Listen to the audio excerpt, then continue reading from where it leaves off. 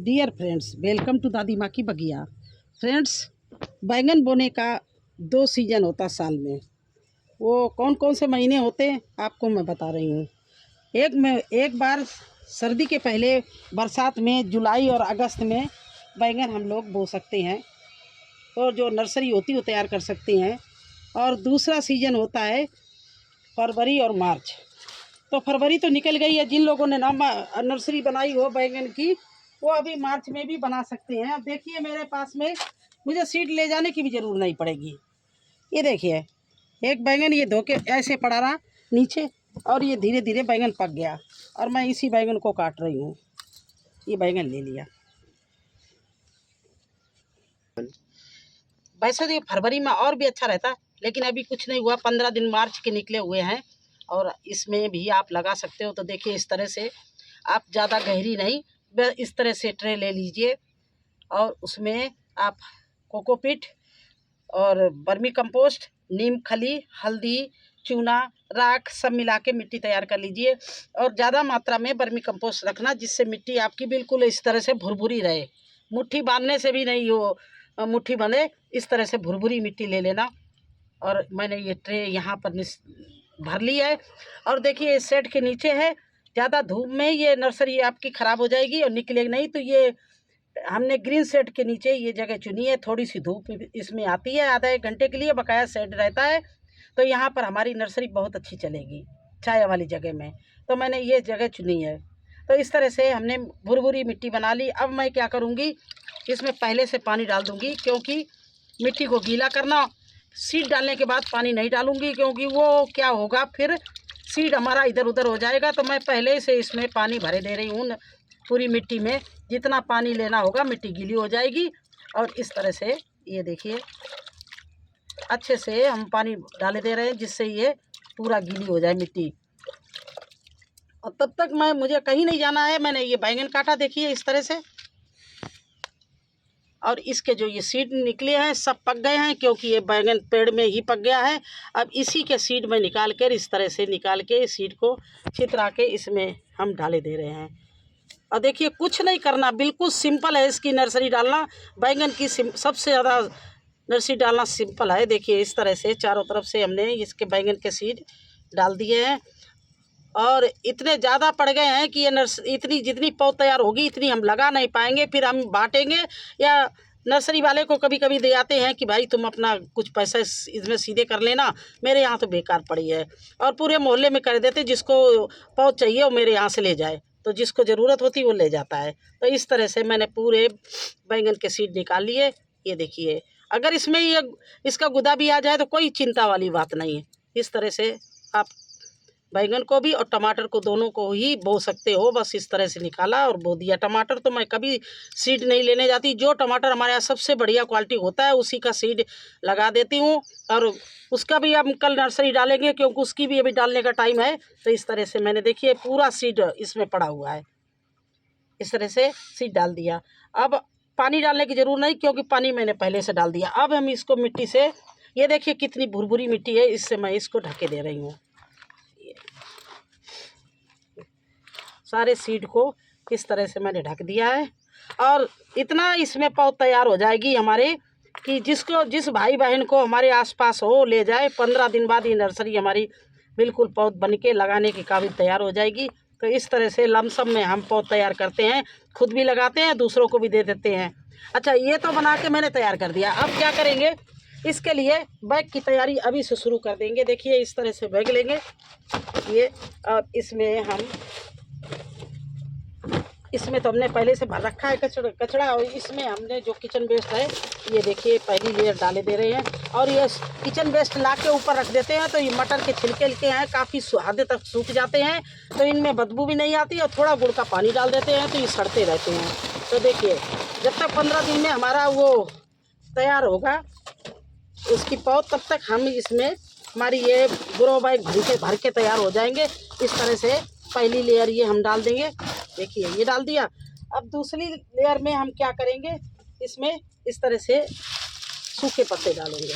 इस तरह से सूखे पत्ते डाल के एक लेयर और बना देंगे। फिर जो किचन वेस्ट निकलेगा वो डालते जाएंगे, और फिर इसमें हम धीरे धीरे इसी तरह से ग्रो बैग भर जाएंगे। तब तक हमारी ये जो सॉइल है ये भी 15 दिन धूप में पड़ी रहेगी, तो ये भी अच्छी हो जाएगी। इसको छानेंगे और इसमें सारा वो मिलाएंगे, जैसे गोबर की खाद है, किचन वेस्ट है और वर्मी कंपोस्ट है, सब छान के सब चीज़ें मिला के, चूना हल्दी सब मिला के, फिर इन ग्रो बैगों को जब ये इतने इतने भर जाएंगे तो इनके ऊपर वो मिट्टी भर देंगे और इससे पौध निकाल के इसमें लगाते जाएंगे। तो आपको यही मुझे बताना था किस तरह से हम काम करते हैं। उधर हम पौध तैयार करते हैं, इधर हम बैग तैयार करने लगते हैं। अब देखिए इसके लिए मैं 4 बैग तैयार करूंगी, 2 तो ये हैं और 2 मेरे गोभी लगे हुए उनको उखाड़ के 2 उनके तैयार करेंगे। इस तरह से 4 बैग मैं इनके तैयार करूंगी। लेकिन पौध तो हमारी बहुत ज़्यादा तैयार होगी। अब यह बैंगन काटा है, जगह बोई है, तो पौध तो सब लगाना ही है। फिर देखेंगे किसी क्यारी में जगह होगी या और भी बोरी हमारे पास में चावल और आटे की खाली होंगी, उनको भर के इसी तरह से हम तैयार करेंगे। और देखिए गर्मी आ रही है तो आपने कोकोपीट तो मिलानी है। ये साथ साथ में थोड़े से आप थर्माकोल के ये बीच में ना नीचे ना ऊपर थर्माकोल के इस तरह से टुकड़े बना के इनमें डाल दो, क्योंकि थर्माकोल देखो जो है वो देखिए इस तरह से ये भींगा है तो पानी को रोकेगा, देखो इस तरह से रोकता है। तो ये गर्मी में इसकी ये थर्माकोल पानी रोकेगा तो हमारे बैंगन की जो रूट्स है वो सूखने नहीं पाएगी। अगर पानी कभी लेट भी हो गया तो सूखेगी नहीं। इस तरह से ये सारे बैग हमने इस तरह से आधे आधे कर दिए। अब देखिए जो हमने मक्का के भुट्टा तोड़े थे, अब उनका भी ये हम सब तोड़ता है, क्या कुछ भी नहीं फेंकते हैं ना जलाते हैं। ये देखिए इस तरह से इनको तोड़ के इसी में छोटा छोटा पीस करके और डाल देंगे। ये देखिए इस तरह से डाल देंगे और इसके ऊपर फिर सूखा पत्ता डालेंगे जो किचन का निकलेगा। 15 दिन तक हम 8 दिन तक भरेंगे, 8 दिन बाद में छोड़ देंगे फिर इनको भी गलने के लिए। तो इस तरह से आप हमारी तरह से बैग भरिए तो आपका प्लांट भी अच्छे चलेगा, मिट्टी भी कम लगेगी, हल्का बैग बनेगा। और जो ये चीज़ें हैं ये खाद के रूप में आपके प्लांट को मिलेगी। जो भी हमें डाल रहे हैं कचड़ा किचन का या सूखे पत्ते डाल रहे हैं, इनसे सबसे ये गल के खाद मिलेगी नीचे। और थर्माकोल इसलिए डाला कि पानी रोके। देखिए इस तरह से हमने अपने बैग तैयार करने हैं। और इसमें थोड़ा थोड़ा सा हम ये गुड़ का, देखिए गुड़ घोल के रखा है।